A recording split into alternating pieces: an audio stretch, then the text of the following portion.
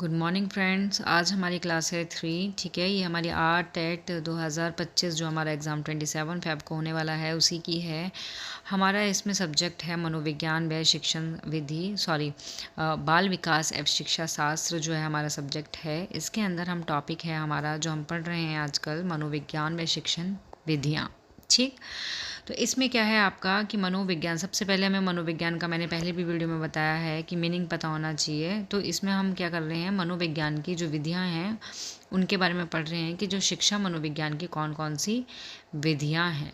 तो हमने कुछ विधियां, निरीक्षण जो विधि है वो हमने पहले वाली वीडियो में पढ़ ली थी क्लास 2 में। आज हम सेकेंड डिस्क्रिप्टिव मेथड भी बोलते हैं उसको, विवरणात्मक विधि बोलते हैं, इसके बारे में पढ़ेंगे।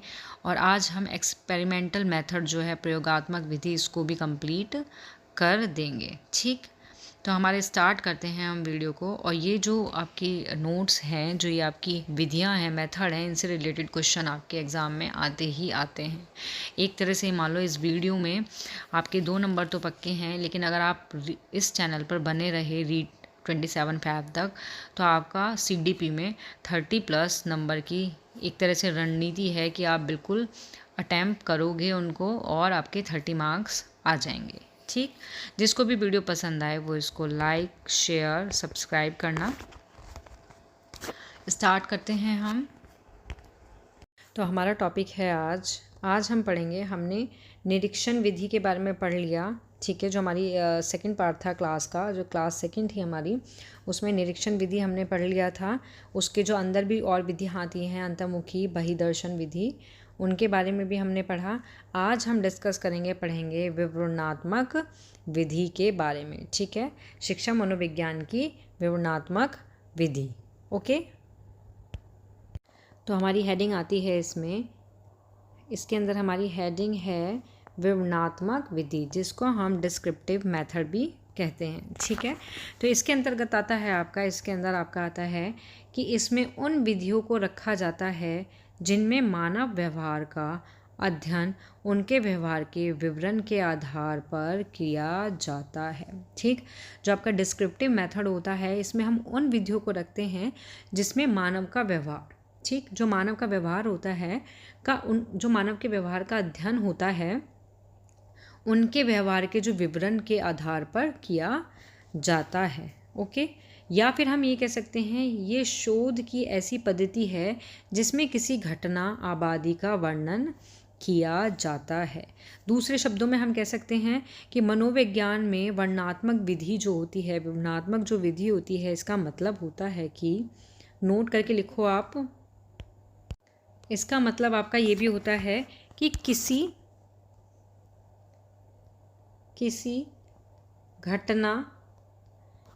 घटना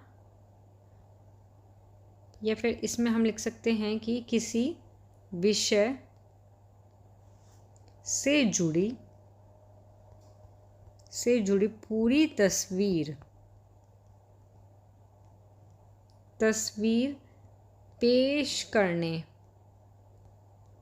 पेश करने के लिए डेटा एकत्र करना।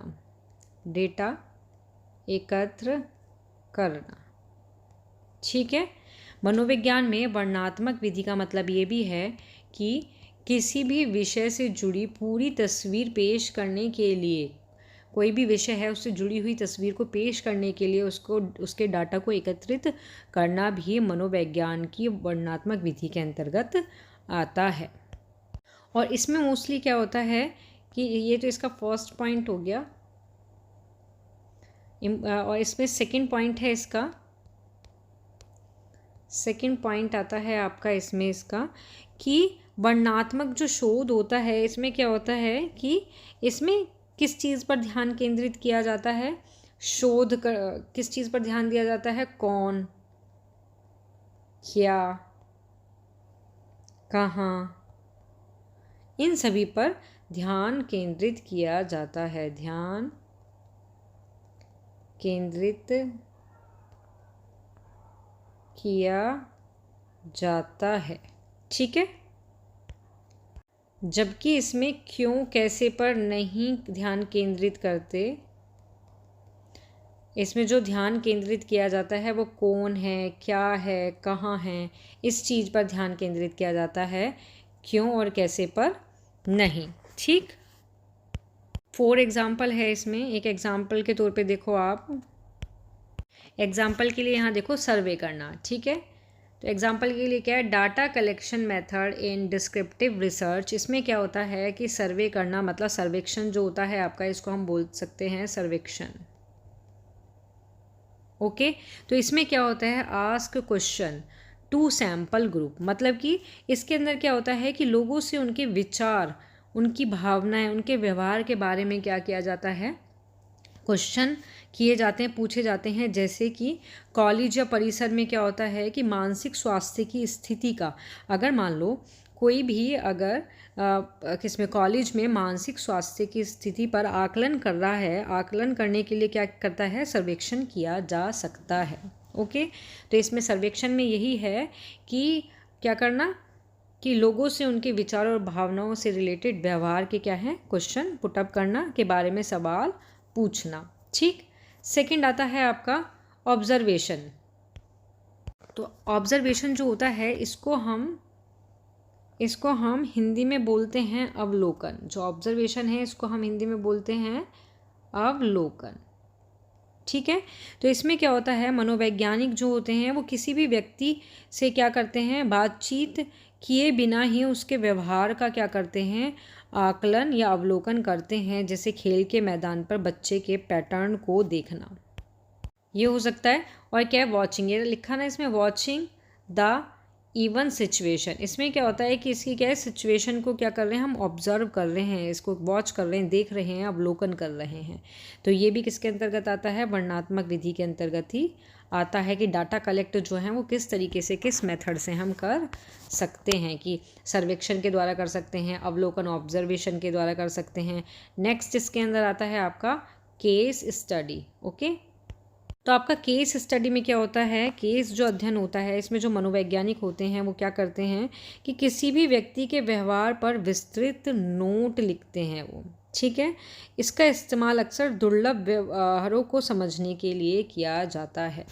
तो इसमें मोस्टली यही है, या फिर कि जो ये केस अध्ययन है, जो आपका जो ये केस अध्ययन होता है, आपका जो ये केस अध्ययन है, इसके अंदर आपका केस अध्ययन के अंदर क्या होता है कि कंटिन्यूअस मॉनिटरिंग करी जाती है। इसमें कंटिन्यू क्या करते हैं, मॉनिटर करते हैं हम रिसर्च सैंपल का, कि कोई भी सैंपल है उसको हम क्या करते हैं, कंटिन्यू मॉनिटर करते हैं, ये बोल सकते हैं हम इसके अंदर। ठीक है, या फिर हम ये भी कह सकते हैं कि किसी भी व्यक्ति के व्यवहार पर विस्तृत, पूरा डिटेल में क्या होता है, इसमें पूरा डिटेल में इसमें नोट्स लेते हैं। और इसका जो यूज़ किया जाता है अधिकतर वो दुर्लभ व्यक्ति व्यवहारों को समझने के लिए किया जाता है, किसका, केस स्टडी का। ओके, इसके कुछ इम्पोर्टेंट पॉइंट्स और हैं जो विवरणात्मक विधि है, डिस्क्रिप्शन मेथड है। जैसे कि इसमें क्या होता है, जो विवरणात्मक जो विधि होती है, वर्णनात्मक जो शोध होता है, इसमें क्या होता है, किसी भी चीज़ का हेर फेर नहीं करते। ठीक है, तो किसी भी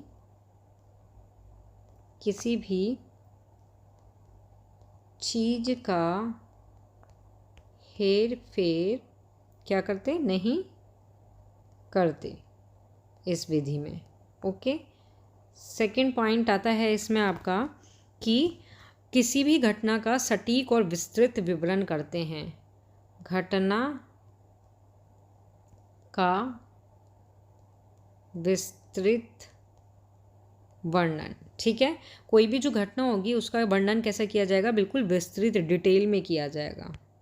तो ये इसका इम्पोर्टेंट पॉइंट है। आगे इसमें भी कुछ विधियाँ आती हैं आपकी, इसके अंदर भी कुछ आपकी विधियाँ हैं। जैसे कि जो आपकी विवरणात्मक विधि है, इसमें भी आपकी निम्न विधि आती हैं। फॉर एग्जाम्पल के लिए आपकी विधियां हैं, इसके अंदर आपकी कुछ फर्स्ट है, इसमें फर्स्ट है हमारी सकारात्मक साक्षात्कार विधि, जिसको हम इंटरव्यू भी बोलते हैं। सेकंड प्रश्नावली विधि, थर्ड तुलनात्मक विधि, फोर्थ उपचारात्मक विधि। ठीक है, ये विधियाँ किसके अंतर्गत आती हैं? आपकी डिस्क्रिप्टिव मेथड मतलब विवरणात्मक विधि के अंदर आती हैं।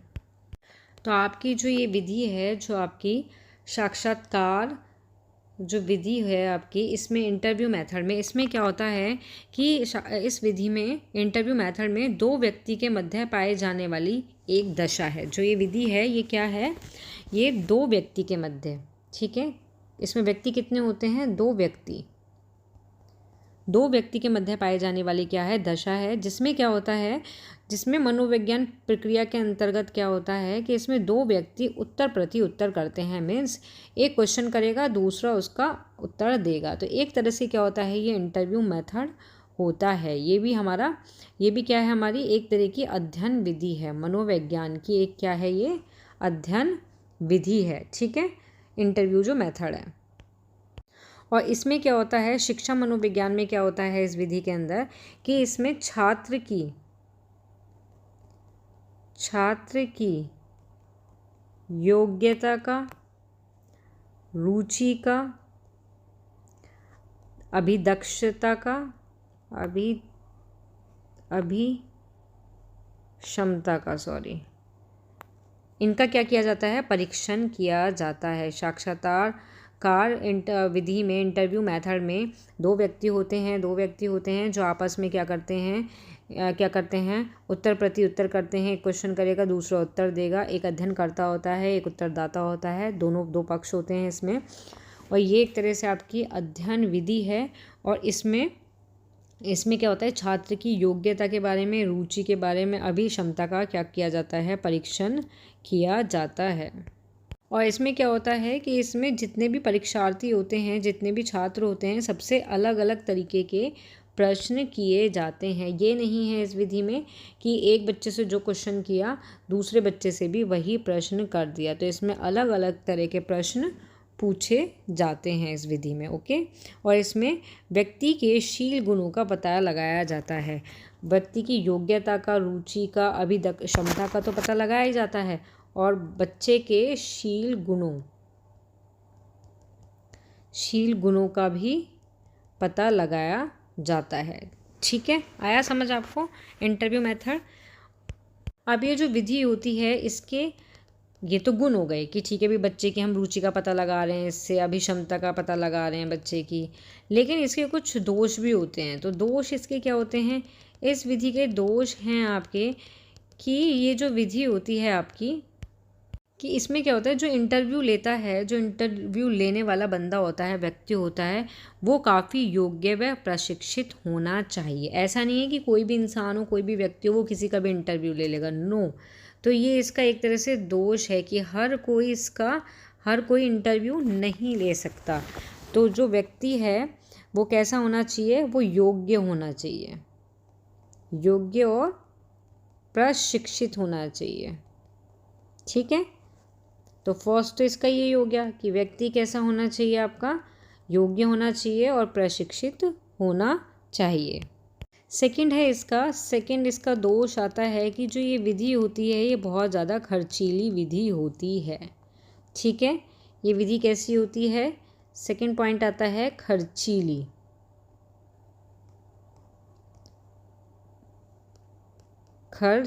होती है ये वाली जो विधि होती है। और इस विधि में समय भी ज़्यादा लगता है,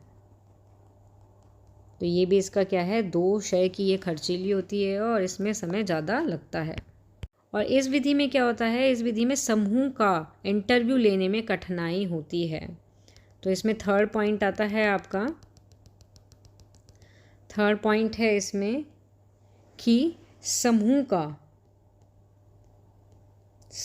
का इंटरव्यू लेने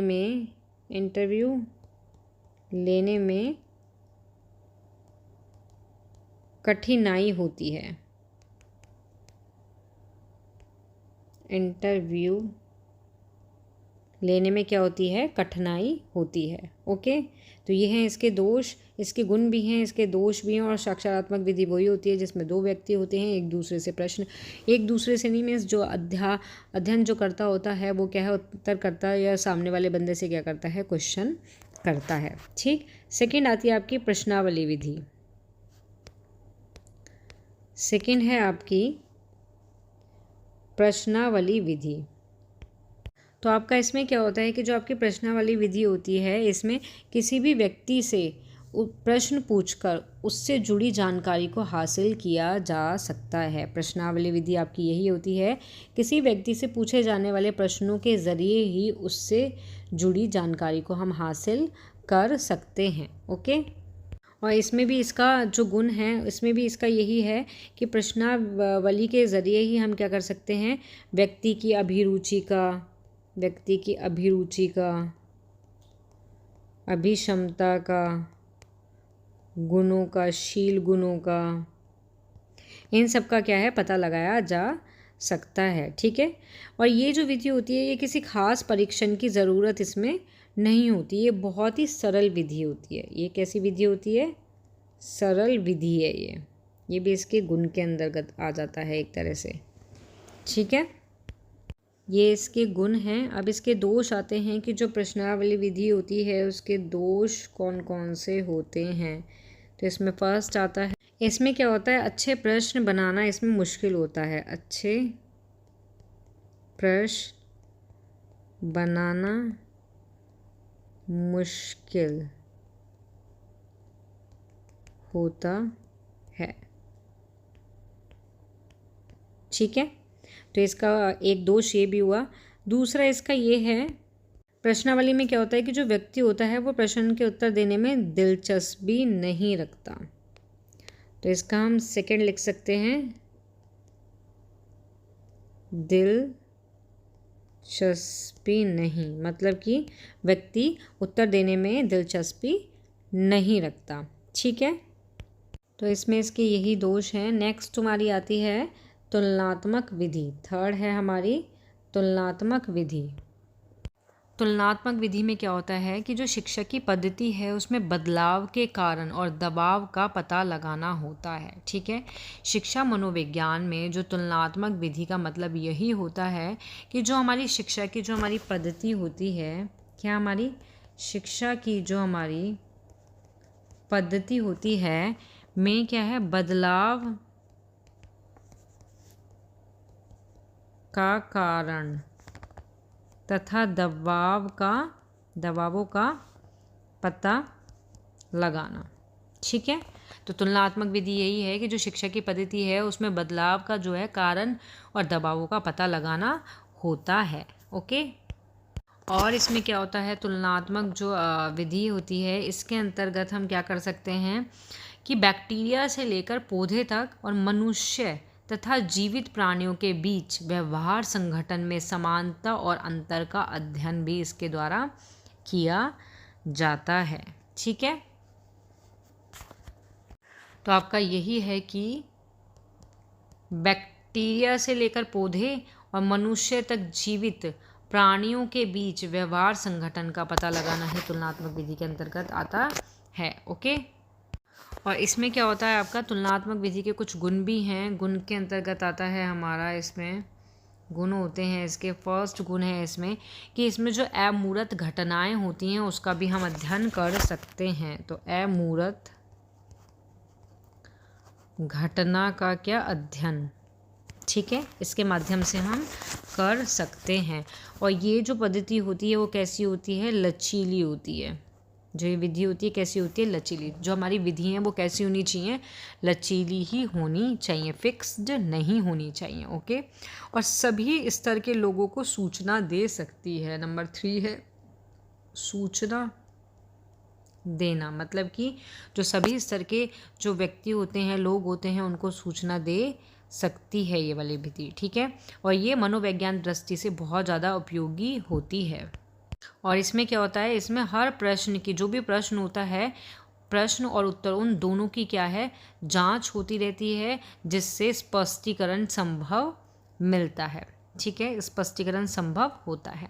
ओके, अब इसके कुछ दोष भी आते हैं, दोष लिखना आप। दोष में आता है हमारा फर्स्ट पॉइंट, इस विधि में बहुत सारी कठिनाइयों का सामना करना पड़ता है, ये भी इसका दोष है, कठिनाई का सामना इसमें करना पड़ता है। ठीक है, ये इसका दोष कहलाता है।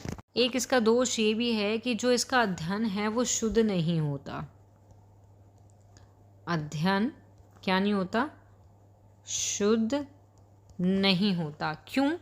क्योंकि जो सभी समूह का अपना क्या होता है, स्तर होता है, कि जो भी समूह है उसका क्या होता है, अपना स्तर होता है, आर्थिक स्तर होता है, सामाजिक स्तर होता है, जो मानसिक मेंटली होता है वो भी क्या होता है, सबका अलग अलग होता है, इसलिए इसका अध्ययन बिल्कुल शुद्ध नहीं हो पाता। फोर्थ है आपका उपचारात्मक विधि। तो उपचार से ही आपको इसमें समझ में आ रहा होगा इस विधि के अंदर कि जो ये शिक्षा मनोविज्ञान की एक ऐसी विधि है जिसमें क्या होता है, शिक्षण की एक ऐसी विधि होती है जिसके द्वारा हम क्या कर सकते हैं कि छात्र को उनकी सीखने की कमी को पूरा करने में मदद करती है। मतलब कि छात्र की समस्या का पता लगाकर उनकी ज़रूरतों और सहायता करके उनको मार्गदर्शन दिया जाता है इस विधि के द्वारा। ठीक है, क्या कर सकते हैं हम? छात्र की समस्या का क्या करा, पता लगाया। ओके, उसके बाद क्या करा हमने, उनको सहायता दी, पता लगाया, देन उसके बाद सहायता दी और उनका मार्गदर्शन कैसे कराया, उनका मार्गदर्शन कराया।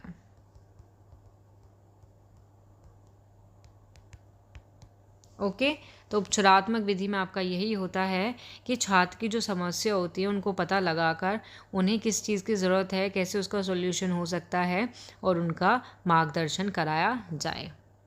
इस विधि के गुण हैं आपके, गुण आते हैं इस विधि के आपके। फर्स्ट है इसमें आपका कि छात्र का आत्मविश्वास बढ़ता है। आत्मविश्वास का बढ़ता। ठीक है, किसका? छात्र का। तो हमारा सेकंड पॉइंट आता है इसमें हमारा गुण का। हमारा इसमें सेकंड पॉइंट आता है, फर्स्ट था आत्मविश्वास जो है बढ़ना, सेकंड आता है हमारा इसमें, सेकंड पॉइंट आता है इसमें अप्रभावी आदतों को क्या किया जाता है, दूर किया जाता है, को दूर किया जाता है।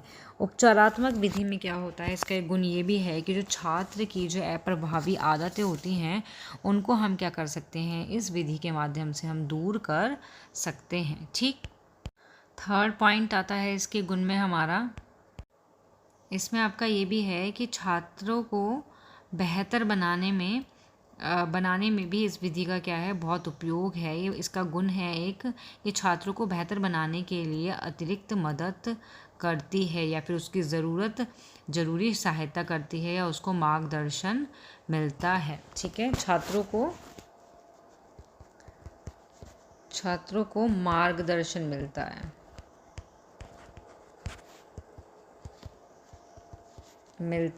ठीक है, इस विधि के माध्यम से कि जो उनकी ज़रूरी उनकी जो चीज़ें होती हैं उनको सहायता मिलती है, उनको बेहतर बनाने में क्या मिलता है, इनका बहुत योगदान होता है, किसका? उपचारात्मक विधि का।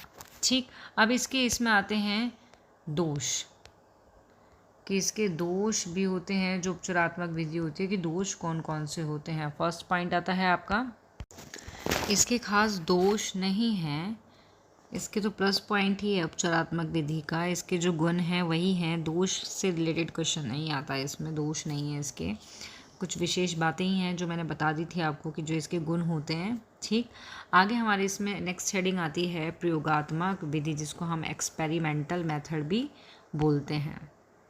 तो अब आपकी विधि आती है प्रयोगात्मक विधि। ठीक है, कौन सी विधि आती है? प्रयोगात्मक विधि, मतलब एक्सपेरिमेंटल मेथड। तो इसके अंतर्गत क्या होता है, इसमें होता है हमारा, इस विधि में इस विधि में शिक्षक छात्रों के व्यवहार का अध्ययन एक नियंत्रित परिस्थिति मतलब कि कंट्रोल्ड सिचुएशन में करते हैं। एक्सपेरिमेंटल मेथड आपका क्या होता है कि इस विधि में जो शिक्षक होते हैं, जो टीचर होते हैं, वो छात्र के व्यवहार का जो अध्ययन करते हैं एक नियंत्रित परिस्थिति में करते हैं, मतलब कंट्रोल्ड सिचुएशन में करते हैं। ओके, ये जो आपकी प्रयोगात्मक विधि होती है, मोस्टली इसका जो यूज़ किया जाता है या प्रयोगात्मक किया जाता है वो किस में किया जाता है, शिक्षा मनोविज्ञान में जो मानसिक प्रक्रिया होती हैं, ठीक है, के अध्ययन के लिए प्रयोगात्मक विधि सबसे अधिक महत्वपूर्ण व उपयोगी मानी जाती है। ठीक, हमारा क्वेश्चन आ सकता है कि मानसिक प्रक्रिया के अध्ययन के लिए सबसे बेहतर कौन सी विधि है, तो प्रयोगात्मक विधि सबसे अधिक उपयोगी व महत्वपूर्ण मानी जाती है। ठीक है, तो और आगे इसमें आता है, और ये जो आपकी विधि होती है, प्रयोगात्मक जो विधि होती है, ये विधि आपकी व्यक्ति के साथ साथ पशुओं में भी की जाती है। मतलब कि इस विधि का जो यूज़ किया जाता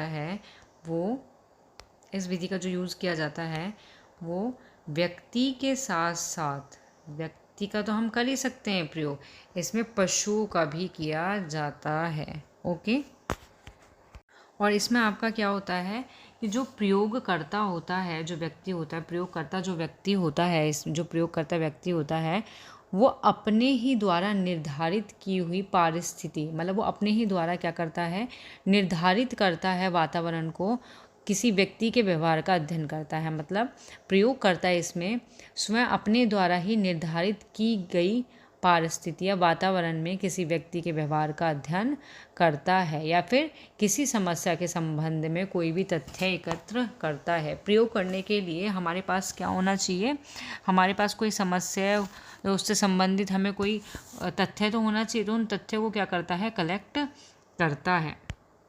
तो इसमें कुछ आपके क्या आते हैं, गुण आते हैं इनके, प्रयोगात्मक जो विधि होती है इसके गुण और इसके दोष आते हैं, तो उनके बारे में पढ़ेंगे। सबसे पहले आते हैं हमारे प्रयोगात्मक विधि के गुण, कि इसके क्या क्या गुण होते हैं। अब ये जो प्रयोगात्मक विधि होती है इसका फर्स्ट गुण आता है आपका, फर्स्ट आता है इसका वैज्ञानिक विधि। तो ये जो प्रयोगात्मक विधि है इसका गुण ये भी होता है कि यह एक जो क्या है, यह विधि वैज्ञानिक है। ठीक है, जो प्रयोगात्मक विधि का इस गुण है, तो इसमें फर्स्ट पॉइंट है वैज्ञानिक विधि से तात्पर्य है कि यह विधि क्या है, वैज्ञानिक है। क्यों है, क्योंकि इसके द्वारा सही आंकड़े या तथ्य एकत्रित किए जाते हैं। वैज्ञानिक विधि इसको क्यों कहा गया है कि यह विधि वैज्ञानिक है, क्यों है, क्योंकि इसके द्वारा क्या किए जाते हैं कि सही आंकड़े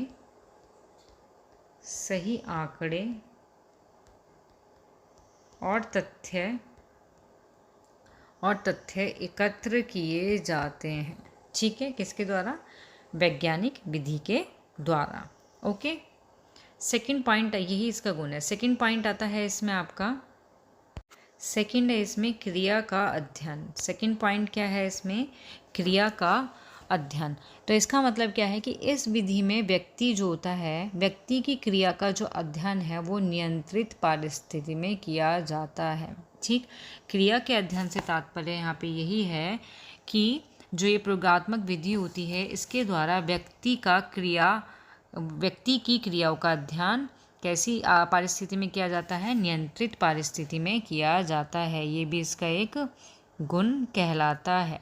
ठीक है, उसके बाद आता है आपका नेक्स्ट पॉइंट आता है, नेक्स्ट गुण है इसका, नेक्स्ट इसमें थर्ड आता है, तुम्हारा थर्ड गुण है व्यक्ति के लिए आसान बनाना। मतलब कि इन प्रयोगों में भाग लेने वाले जो लोगों के लिए इसे आसान बनाया जाता है। प्रयोगात्मक विधि में क्या होता है कि इस विधि में अगर कोई भी व्यक्ति क्या करता है, भाग लेता है, तो उसके लिए क्या बनाया जाता है, आसान बनाया जा सकता है। ठीक, फोर्थ पॉइंट आता है इसमें हमारा प्राप्त डाटा विशिष्ट। इससे मतलब है आपका कि इसका तात्पर्य आपका होता है कि इन प्रयोग में डाटा बहुत जो क्या होता है विशिष्ट होता है, कि जो डाटा होता है वो कैसा होता है विशिष्ट होता है और केवल ज़रूरी हिस्सों पर ही केंद्रित होता है।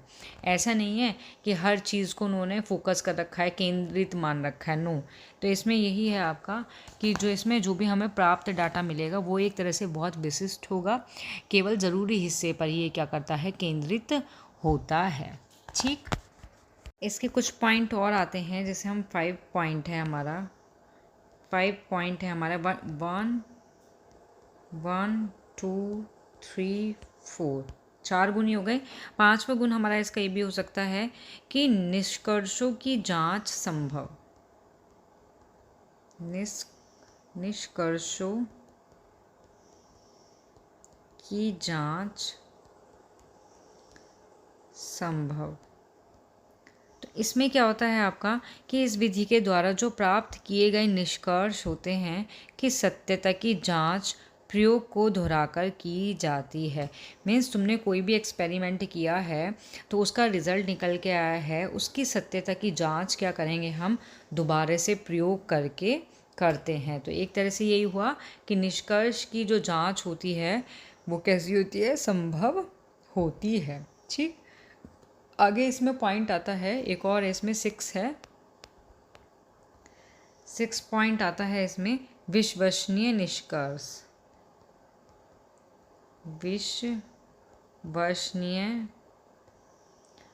विश्वसनीय निष्कर्ष। ये भी इसका गुण है कि इस विधि के द्वारा जो प्राप्त किए जाने वाले निष्कर्ष होते हैं वो क्या होते हैं सत्य होते हैं और विश्वसनीय होते हैं। ठीक है, विश्वसनीय निष्कर्ष से मतलब यही है कि इसके द्वारा जो प्राप्त रिजल्ट निकलता है, निष्कर्ष निकलता है, वो सत्य होता है और विश्वसनीय होता है। ठीक, इसमें एक और पॉइंट आ जाता है आपका 7 पॉइंट में आ जाता है शिक्षा संबंधी समस्या का समाधान, मतलब कि समस्या समाधान। तो इसमें क्या है, इस विधि का प्रयोग करके शिक्षा संबंधी अनेक समस्याओं का समाधान किया जा सकता है। शिक्षा से रिलेटेड कोई भी प्रॉब्लम आती है उसको हम प्रयोग के माध्यम से सॉल्व कर सकते हैं। तो समस्या समाधान की ये एक तरह की विधि होती है। ठीक है, एक 8 पॉइंट और आता है इसमें, 8 पॉइंट और है, उसको लिख लेना कि उपयोगी तथ्यों पर प्रकाश। इसका मतलब क्या होता है कि जो उपयोगी क्रोकरो के अनुसार क्या होता है कि जो उपयोगी तथ्य होते हैं उन पर ये क्या करती है प्रकाश डालती है। जैसे कि फॉर एग्ज़ाम्पल हम बोल सकते हैं कि शिक्षण के लिए उपयोगी विधियों का प्रयोग करना चाहिए, मतलब जो हमारी टीचिंग है उसके लिए हमें उपयोगी विधियों का प्रयोग करना चाहिए। या फिर कक्षा में छात्रों की अधिकतम संख्या कितनी होनी चाहिए। तो ये प्रयोगात्मक विधि जो है ये क्या करती है, जो उपयोगी तथ्य होते हैं उन्हीं पर प्रकाश डालती है कि कक्षा में छात्र कितने होने चाहिए, मैक्सिमम कितने होने चाहिए। ठीक है, पाठ्यक्रम का निर्माण किस सिद्धांत के आधार पर होना चाहिए। तो उन सभी को हम कैसे पता लगा सकते हैं, तो तथ्यों पर प्रकाश डाल के किसके माध्यम से, प्रयोगात्मक विधि के माध्यम से। ठीक है, तो उपयोगी तथ्यों पर प्रकाश डालने से तात्पर्य यहाँ पर यही है। नेक्स्ट आता है इसमें, नेक्स्ट हेडिंग है प्रयोगात्मक विधि के दोष। नेक्स्ट आता है प्रयोगात्मक विधि के दोष। तो इनके दोष कौन कौन से हैं आपके, तो फर्स्ट इसका दोष आता है, प्रयोगात्मक विधि के जो दोष हैं इनमें हमारा फर्स्ट पॉइंट आता है, फर्स्ट पॉइंट है सामाजिक घटना। तो इसमें क्या होता है कि सभी जो सामाजिक घटना पर प्रयोगात्मक विधि इस्तेमाल नहीं की जा सकती। तो ये इसका एक दोष है कि प्रयोगात्मक विधि का जो हम उपयोग है वो हर तरीके की सामाजिक घटना पर हम नहीं कर सकते। ठीक है, सेकंड इसमें आती है हमारी खर्चीली विधि। तो ये जो प्रयोगात्मक विधि है ये कैसी विधि मानी जाती है, ये एक तरह से खर्चीली विधि मानी जाती है। तो ये भी इसका एक दोष है। थर्ड है इसका गलत परिणाम। तो इसमें ये है गलत परिणाम से इसका तात्पर्य यह है कि प्रयोगकर्ता की जो प्रयोग कर रहा है अगर वो अकुशल होने पर भी इस विधि में गलत परिणाम की संभावना इसमें बढ़ जाती है। ठीक है, आपका इसमें फोर्थ पॉइंट आता है अब व्यवहार में कृत्रिमता। इसमें क्या होता है कि इस विधि के माध्यम से, जो प्रयोगात्मक विधि है, इस विधि के माध्यम से क्या होता है आपका कि विद्यार्थी के व्यवहार में कृत्रिमता आ जाती है। आगे इसमें 5 पॉइंट आता है हमारा तथ्यों पर नियंत्रण। तो इस विधि में क्या होता है कि इस विधि के माध्यम से वातावरण के सभी तथ्य पर नियंत्रण नहीं किया जा सकता। ठीक है। और 6 आता है इसमें पॉइंट हमारा 6 पॉइंट आता है हमारा मानवीय त्रुटि, कि इस विधि के माध्यम से, प्रयोगात्मक विधि के माध्यम से क्या होता है, मानवीय त्रुटि भी हो सकती है। तो ये भी इसका एक दोष है। तो ये थे इसके दोष, प्रयोगात्मक विधि के ये गुण थे, ये दोष थे। तो यहाँ आपकी वीडियो होती है समाप्त। नेक्स्ट वीडियो में हम मिलेंगे। आगे हमारा नेक्स्ट टॉपिक रहेगा, एक न्यू टॉपिक ही रहेगा। इसमें हमने मनोविज्ञान और शिक्षण विधि थी है, जिसमें हम मनोविज्ञान को क्लियर कर चुके हैं, पढ़ चुके हैं उसके बारे में। अब हम शिक्षण विधि के बारे में पढ़ेंगे। तो शिक्षण विधि के बारे में पढ़ने से पहले हमें पता होना चाहिए कि शिक्षण क्या होता है। तो नेक्स्ट क्लास में हम शिक्षण के बारे में पढ़ेंगे, देन उसके बाद शिक्षण विधि के बारे में। ठीक है। जिसको भी वीडियो पसंद आए वो इसको लाइक, शेयर, सब्सक्राइब करना ना भूले। Thank you. मिलते हैं नेक्स्ट क्लास में।